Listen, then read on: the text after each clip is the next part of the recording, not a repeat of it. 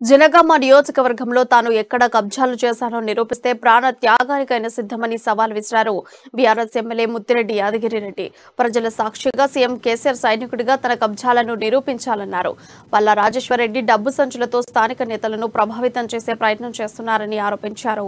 వేరే పార్టీల నుండి వచ్చిన ఎమ్మెల్యేలను కుక్కలతో పోల్చిన పల్లా బేషరతుగా క్షమాపణ చెప్పాలని డిమాండ్ చేశారు. డబ్బుతో నియోజకవర్గ ప్రజాప్రతినిధులను ప్రలోభాలకు గురి చేస్తే మరో హుజరాబాద్ గా మారుతుందని వార్నింగ్ ఇచ్చారు. లాఠీలో తూటలు నిలబడ్డారు.